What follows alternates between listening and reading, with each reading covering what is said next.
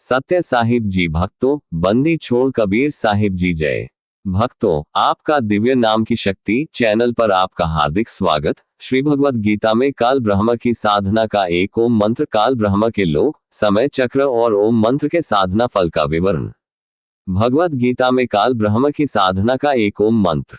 अर्जुन के मन में जब युद्ध भूमि पर संशय उत्पन्न हुआ, तब श्री कृष्ण ने उसे वह दिव्य ज्ञान दिया जो युगों युगों से छिपा हुआ था। ये ज्ञान केवल कर्म, भक्ति और ज्ञान का नहीं, बल्कि सृष्टि के मूल रहस्य और साधना के सही लक्ष्य का भी उद्घाटन करता है। भगवद गीता में कई स्थानों पर एक ऐसे सत्ता का वर्णन है जो समस्त लोकों का आधार है, फिर भी स्वयं जन्म मरण के बंधन में है। इस सत्ता को अनेक विद्वान काल, महाकाल या काल ब्रह्म कहते हैं। ये वही सत्ता है जिसके बारे में वेदों में, पुराणों में और संतों की वाणी में भेद बताया गया है। अध्याय 8 श्लोक 16 में श्री कृष्ण कहते हैं, ओ ब्रह्मभुवनालोकाः पुनरावर्तिनोर्जुन मामोपेत्य तु कौन्तेय पुनर्जन्म न विद्यते। अर्थ, हे अर्जुन, ब्रह्मलोक से लेकर अन्य सभी लोग पुनर्जन्म के चक्र में हैं। जो मेरे परम धाम को प्राप्त हो जाता है, उसका पुनर्जन्म नहीं होता। यहाँ ब्रह्मलोक का उल्लेख केवल सृजनकर्ता ब्रह्मा के लोक तक नहीं है, बल्कि यह काल ब्रह्म की सत्ता के सर्वोच्च लोक तक है। संत गरीबदास जी महाराज, कबीर साहिब और ज्ञान गंगा में स्पष्ट कहा गया है कि यह काल ब्रह्म एक सृष्टिकर्ता है, परंतु यह स्वयं मोक्ष का दाता नहीं है। इसके लोक में जाने वाला भी पुनः जन्म लेता है। अध्याय 8 श्लोक 23 से 25 में श्री कृष्ण ने दो मार्ग बताए, देवयान मार्ग और पितृयान मार्ग। देवयान मार्ग से जाने वाला जीव सूर्य के उत्तरायण में शुक्ल पक्ष और दिन के समय में देह त्याग कर उच्चतर लोक में जाता है। पितृयान मार्ग से जाने वाला जीव दक्षिणायन, कृष्ण पक्ष और रात में देह त्याग कर चंद्रलोक तक जाता है और पुनः लौट आता है। यह मार्ग भी काल ब्रह्म की व्यवस्था के अंतर्गत है। ज्ञान गंगा में लिखा है कि काल ब्रह्म का वास्तविक नाम कंवल है और यह सर्वशक्तिमान परमेश्वर का ही एक अंश है, परंतु यह अंश स्वयं को पूर्ण मानकर अपने अधीन जीवात्माओं को मोक्ष से वंचित रखता है। इसके द्वारा दिया गया ओम मंत्र केवल इसके लोक तक पहुंचाता है। वेदों में भी इस भेद का उल्लेख है। ऋग्वेद मंडल 10 सूक्त 90 मंत्र 1 में स्पष्ट है कि परमात्मा ने सृष्टि की रचना की और फिर विभिन्न लोकों में विभाग किया। काल ब्रह्म का लोक भी उसी व्यवस्था का हिस्सा है। अध्याय 15 श्लोक 16 में श्री कृष्ण कहते हैं, द्वाविमो पुरुषो लोके क्षरश्चाक्षरश्च क्षरः सर्वाणि भूतानि कूटस्थोषर उच्यते। अर्थ, इस लोक में दो प्रकार के पुरुष हैं, एक क्षर जो नाशवान है और दूसरा अक्षर जो अविनाशी है। नाशवान तो सभी प्राणी हैं और अक्षर वह है जो स्थिर है, जो बदलता नहीं। काल ब्रह्म यहाँ अक्षर पुरुष के रूप में वर्णित है, परंतु ये भी परम पुरुष नहीं है।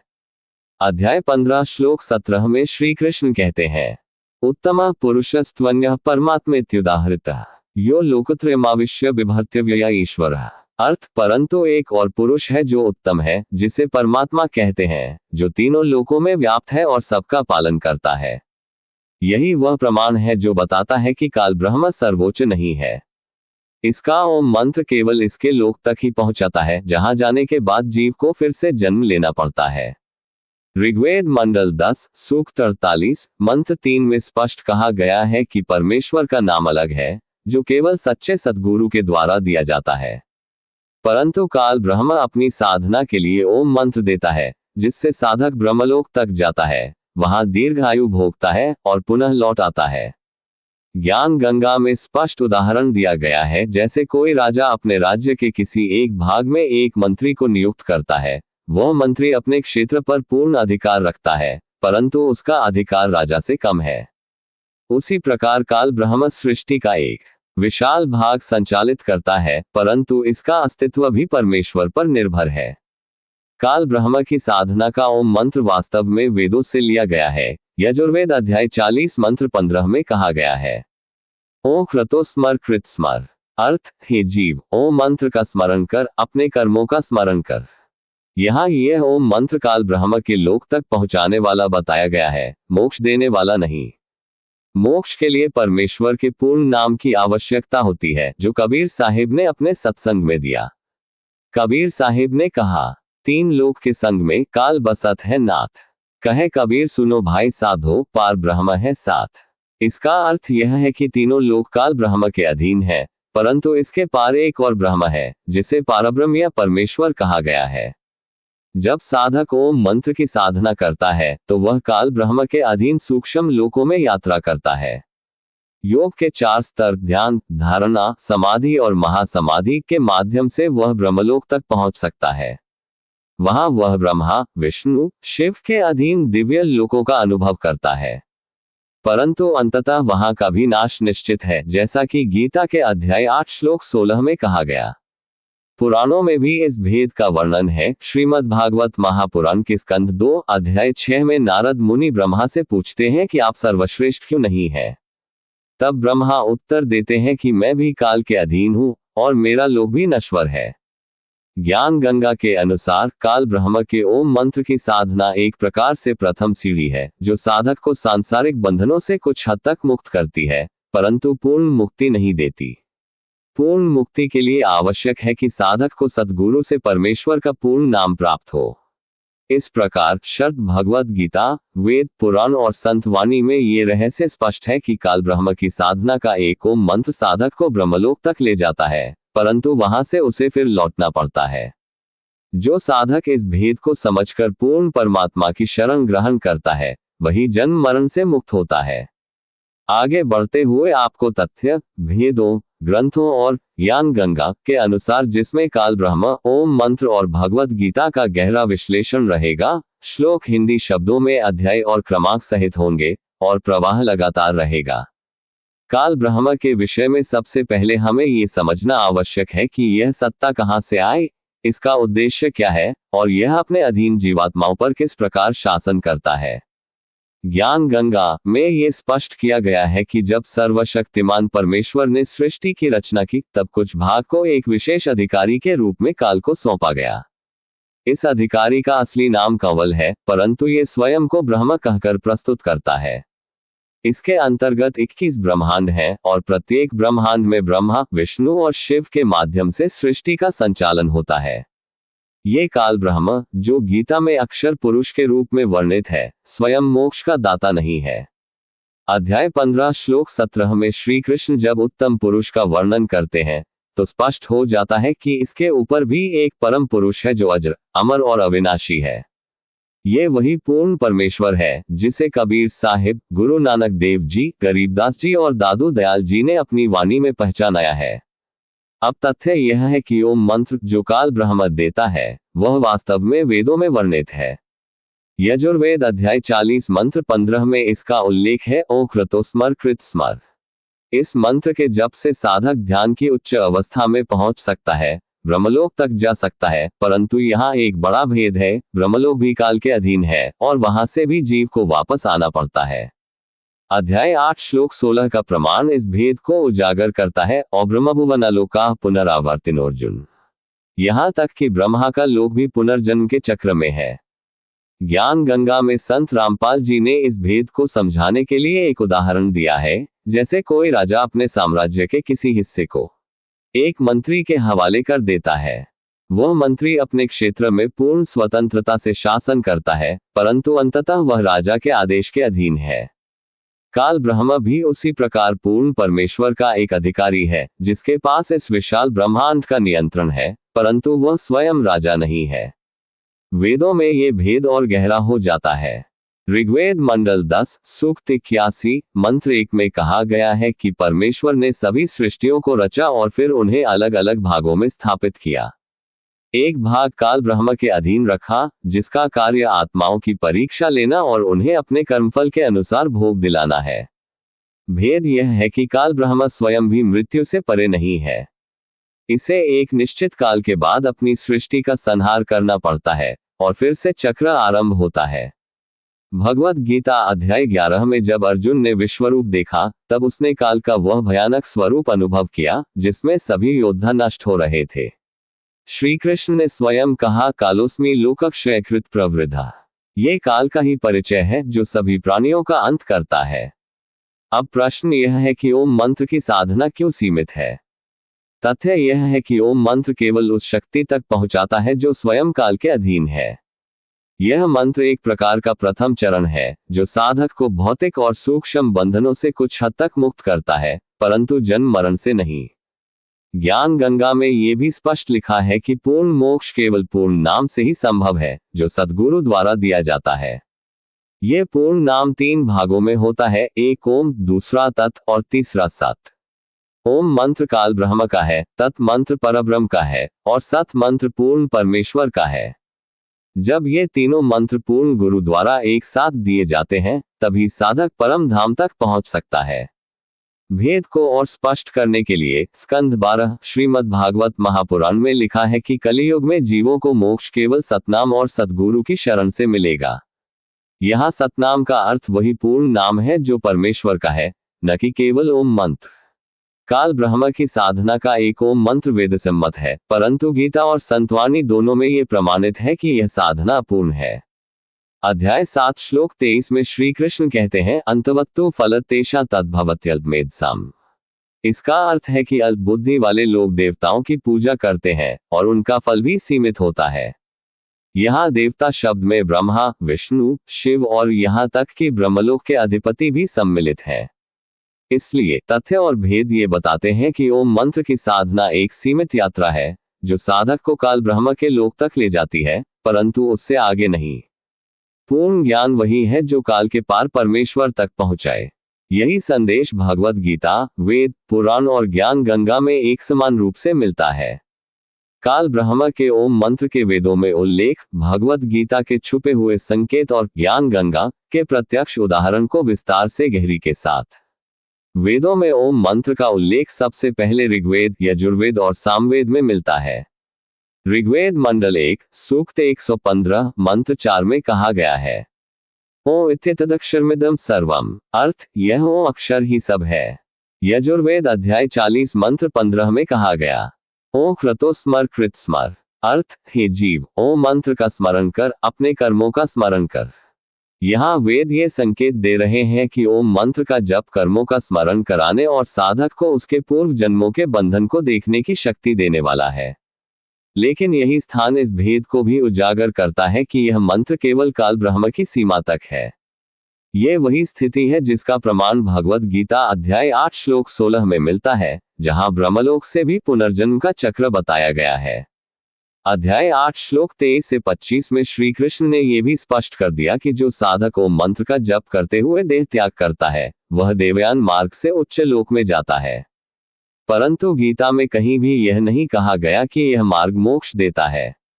यही छुपा हुआ संकेत है, ये यात्रा काल ब्रह्म के अधीन है। ज्ञान गंगा में संत रामपाल जी महाराज ने एक प्रत्यक्ष उदाहरण दिया। एक समय एक साधक ने कठोर तपस्या करके ओम मंत्र का जप किया और उसकी साधना इतनी प्रबल हुई कि वह समाधि में ब्रह्मलोक तक पहुंच गया।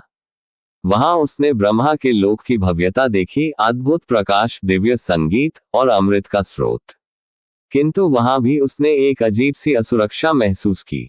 ब्रह्मा ने स्वयं उसे बताया, पुत्र, यहां भी समय आने पर सब नष्ट हो जाएगा। यदि तुझे पूर्ण मोक्ष चाहिए तो उस परमेश्वर की शरण ले जो काल से भी परे है। ये कथा केवल प्रतीक नहीं, बल्कि वेद और गीता के संदेश का जीवंत रूप है। वेदों में काल का वर्णन करते हुए अथर्ववेद कांड 19 सूक्त 50 मंत्र 3 में कहा गया है, कालः सर्वमिति प्राहुः कालः सर्वं बिभर्ति च, अर्थ काल ही सब कुछ है और काल ही सबका धारक है। लेकिन यहाँ ये भी निहित है कि काल के भी ऊपर एक धारक है जो इसे भी संचालित करता है। यही परमेश्वर है जिसे गीता अध्याय 15 श्लोक 17 में उत्तम पुरुष कहा गया। भेद को और गहरा समझने के लिए यह देखना जरूरी है कि काल ब्रह्म अपने लोक में आने वाले जीवों को रोकता क्यों है। ज्ञान गंगा में स्पष्ट लिखा है कि काल ब्रह्म ने परमात्मा से यह वचन लिया था कि वह अपनी रचना में आने वाली आत्माओं को मोक्ष नहीं देगा ताकि वे उसके अधीन रहकर अपने कर्मों का भोग करें। यही कारण है कि ओम मंत्र के साधक अपने पुण्य के अनुसार ब्रह्मलोक तक पहुंचते हैं, लेकिन अंततः वापस लौट आते हैं। अब यह भी ध्यान देने योग्य है कि ओम मंत्र काल ब्रह्म का ब्रह्म पक्ष है। वेदों में 3 प्रकार के ब्रह्म बताए गए हैं। एक है क्षर ब्रह्म जो नाशवान है, दूसरा है अक्षर ब्रह्म जो काल ब्रह्म है, और तीसरा है पूर्ण ब्रह्म जो परमेश्वर है। ऋग्वेद मंडल 10 सूक्त 48 मंत्र 3 में कहा गया है कि पूर्ण ब्रह्म का नाम अलग है, जो केवल सद्गुरु देता है। यही सतनाम या पूर्ण नाम है। ज्ञान गंगा में यह उदाहरण दिया गया है, जैसे एक नदी समुद्र में मिलकर समाप्त हो जाती है, वैसे ही ओम मंत्र के साधक ब्रह्मलोक में मिल जाते हैं। लेकिन समुद्र भी केवल एक विशाल जलराशि है, अनंत सागर नहीं। अनंत सागर पूर्ण परमेश्वर का धाम है, जहां पहुंचने के बाद कोई वापस नहीं आता।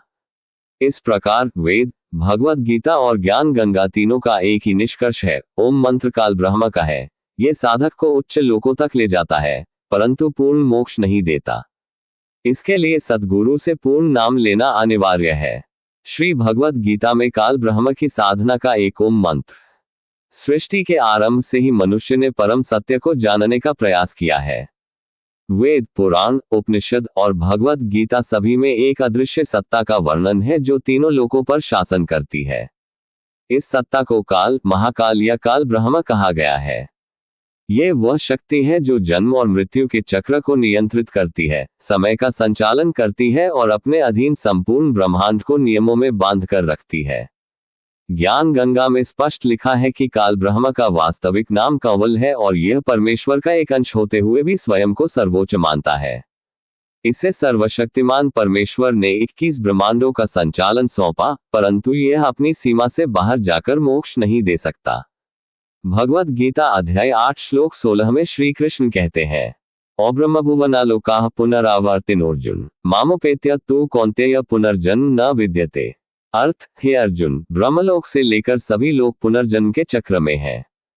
जो मेरे परम धाम को प्राप्त हो जाता है, वह फिर जन्म नहीं लेता।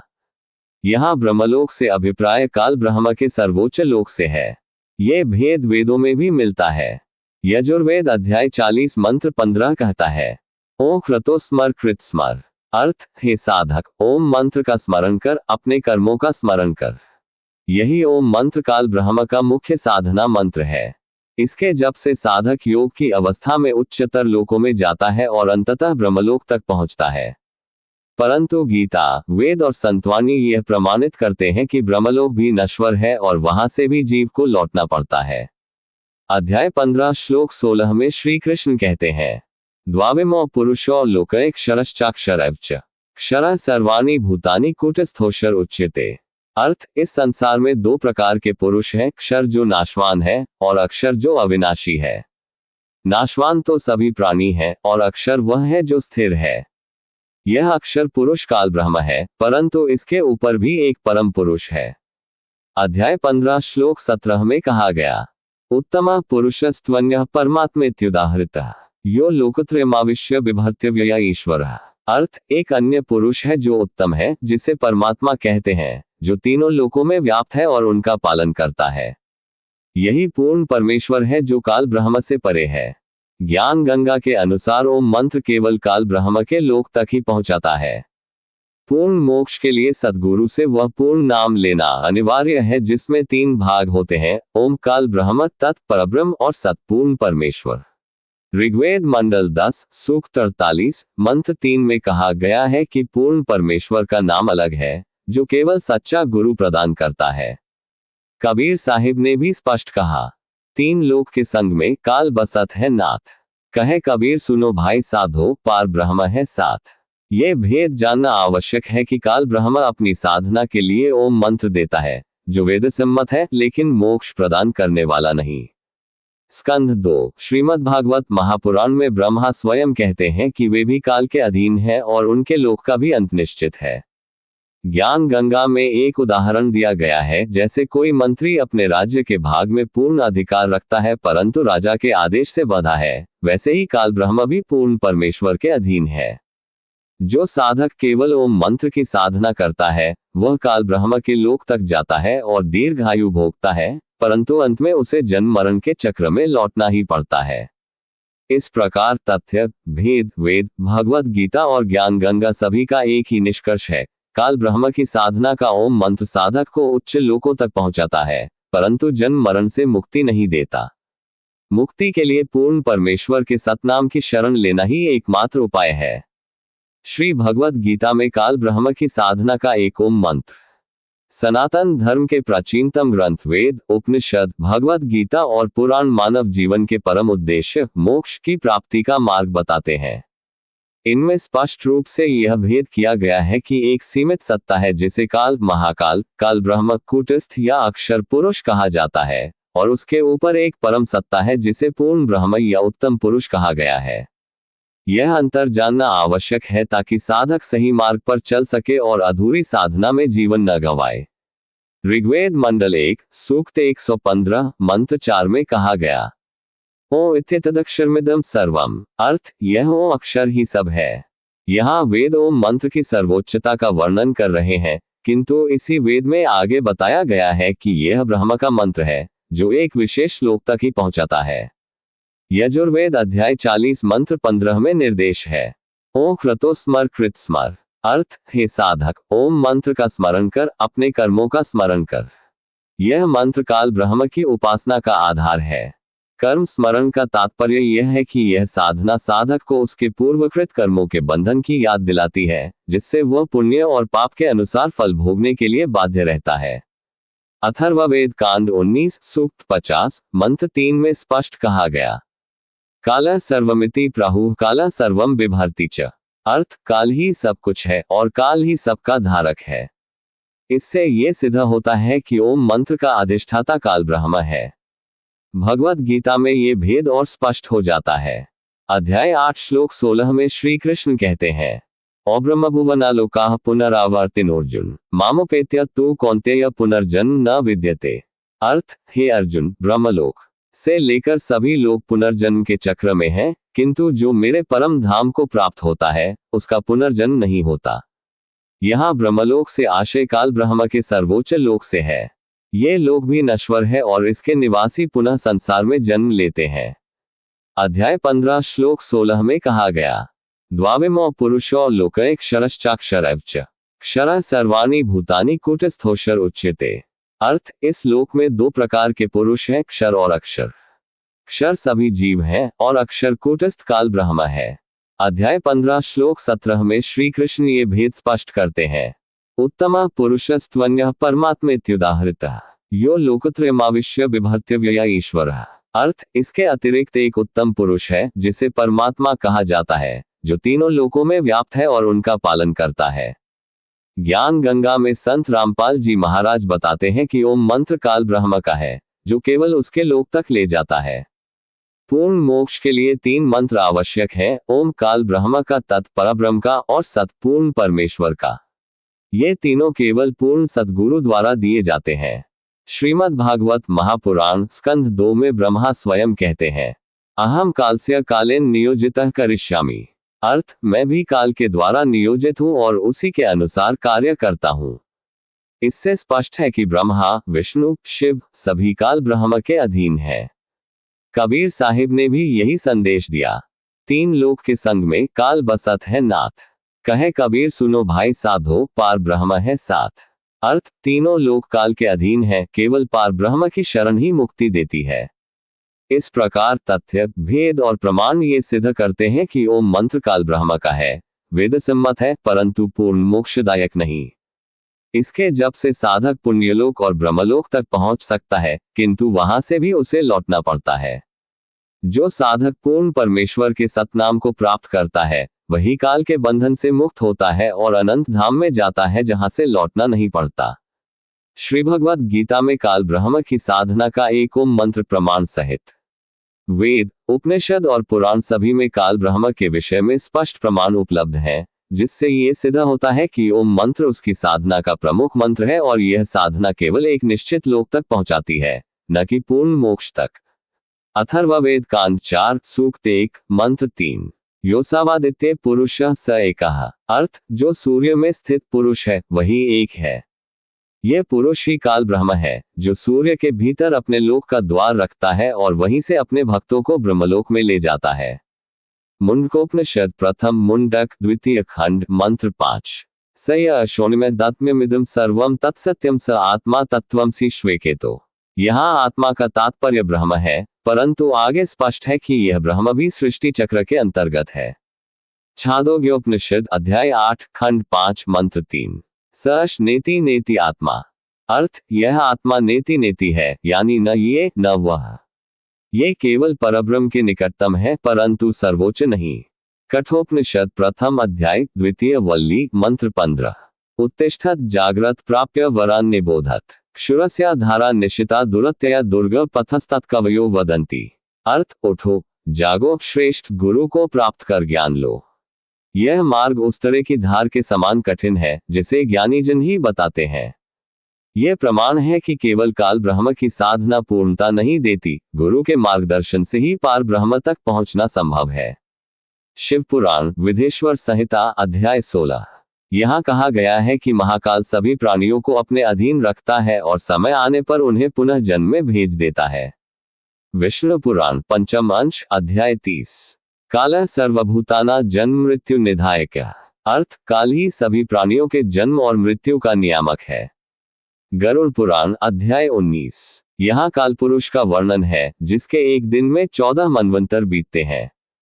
उसके दिन के अंत में प्रलय होती है और उसके लोक में रहने वाले जीव भी पुनर्जन्म को प्राप्त होते हैं।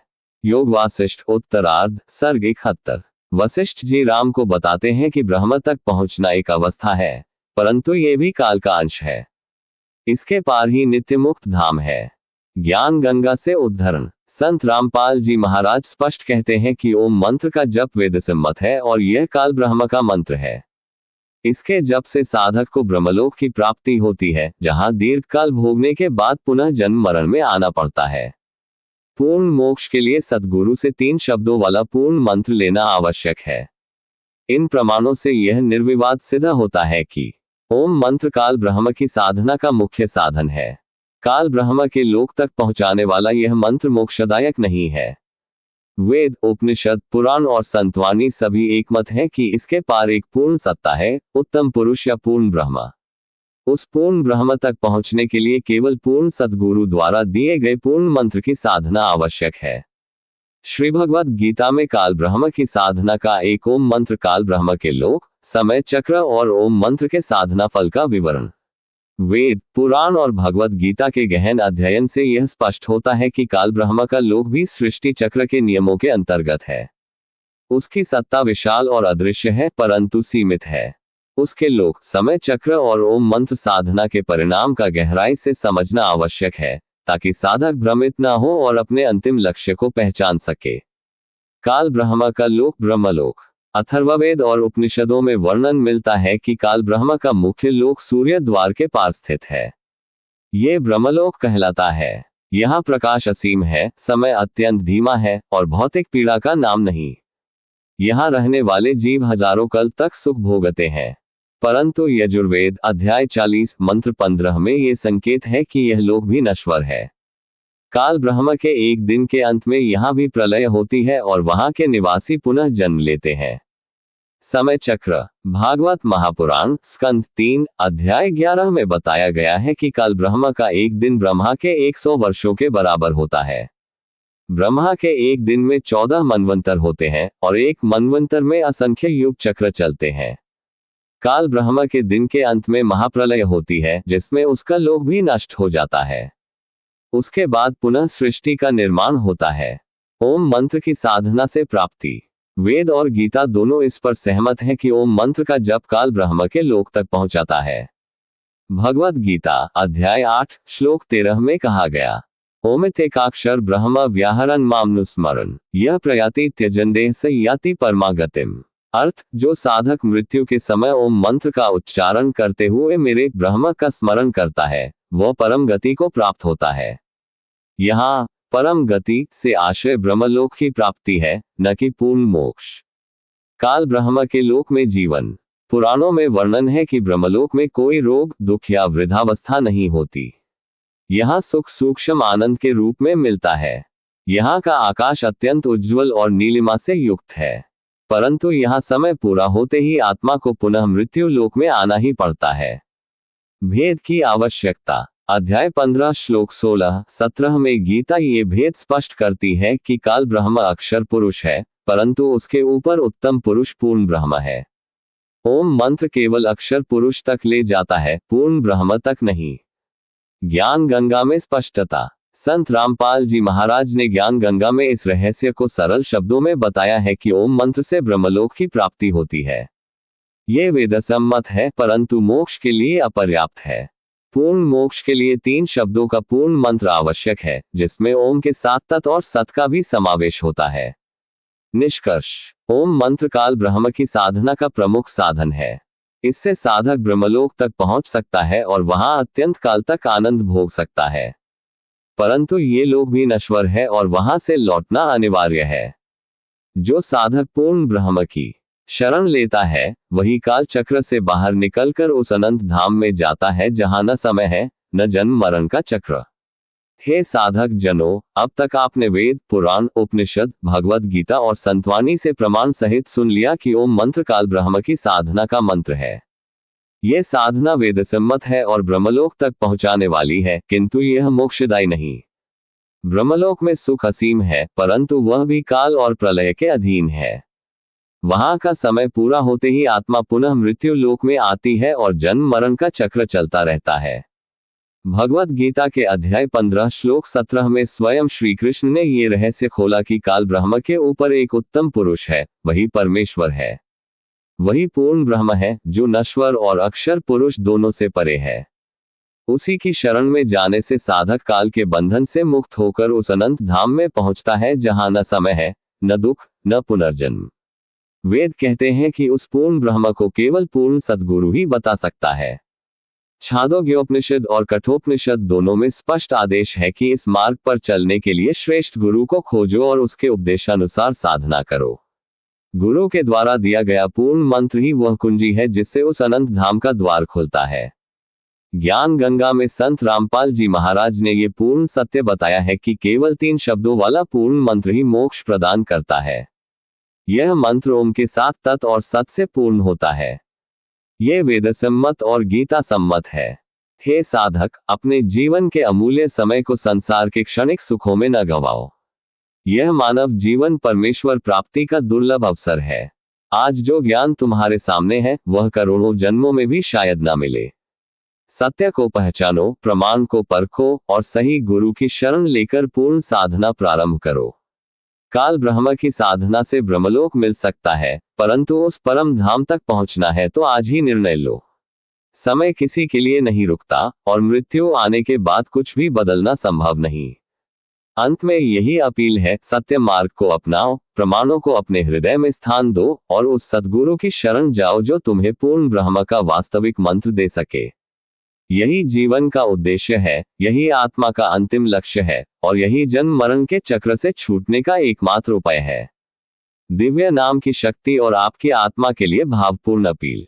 हे आत्मा स्वरूप साधक, तुम अनादिकाल से जन्म और मृत्यु के महासागर में भटक रहे हो। कभी राजा बने, कभी भिखारी, कभी स्वर्ग में गए, कभी नरक में गिरे, कभी सुख पाया, फिर दुख में डूबे। ये चक्र अनवरत चला आ रहा है। कारण एक ही है, हम उस पूर्ण ब्रह्म के धाम तक नहीं पहुंचे जहां से लौटना नहीं पड़ता। आज तुम्हारे कानों ने वह सत्य सुना है जिसे वेद, पुराण, उपनिषद और भगवद गीता सब एक स्वर में कह रहे हैं। काल ब्रह्म का ओम मंत्र केवल ब्रह्मलोक तक ले जाएगा, जहां भी अंत में काल हावी हो जाएगा। लेकिन पूर्ण सद्गुरु के द्वारा मिले 3 शब्दों का पूर्ण मंत्र जो वेदसम्मत, गीता सम्मत है, तुम्हें उस सनातन धाम में पहुंचा देगा जहां न मृत्यु है, न काल, न पुनर्जन्म, केवल शाश्वत सुख और परमेश्वर का सान्निध्य है। ये दिव्य नाम केवल शब्द नहीं, ये तुम्हारे जीवन का अमृत है, तुम्हारी आत्मा की चाबी है। जब ये नाम तुम्हारे हृदय में गूंजेगा तो तुम्हारा हर सांस मोक्ष की ओर कदम होगा। ये नाम तुम्हारे जीवन के अंधकार को चीरकर उस अनंत ज्योति से मिला देगा जो कभी बुझती नहीं। साधक, आज का ये ज्ञान केवल सुनने के लिए नहीं, अपनाने के लिए है। अपने जीवन में ये परिवर्तन लाओ और अपने परिवार, मित्र, समाज, हर किसी को इस सत्य का प्रकाश दो, ताकि कोई भी आत्मा अज्ञान में भटकती न रहे और हर कोई इस दिव्य नाम की शक्ति से अपना कल्याण कर सके। यदि यह संदेश तुम्हारे हृदय को छू गया हो तो इसे यही रोक मत दो। इसे आगे बढ़ाओ, इसे जितना संभव हो साझा करो, ताकि सत्य की यह लौ हर घर में जल सके। इस दिव्य ज्ञान और नाम की महिमा को फैलाने के लिए लाइक करो, सब्सक्राइब करो और शेयर जरूर करो। तुम्हारा एक छोटा सा कदम किसी की आत्मा को अंधकार से प्रकाश में ला सकता है। समय बहुत तेजी से बीत रहा है और यह अवसर बार बार नहीं मिलेगा। आज ही निर्णय लो, आज ही सत्य को थाम लो। यही जीवन का सबसे बड़ा सौभाग्य है। सत्य साहिब जी। भक्तों, बंदी छोड़ कबीर साहिब जी की जय।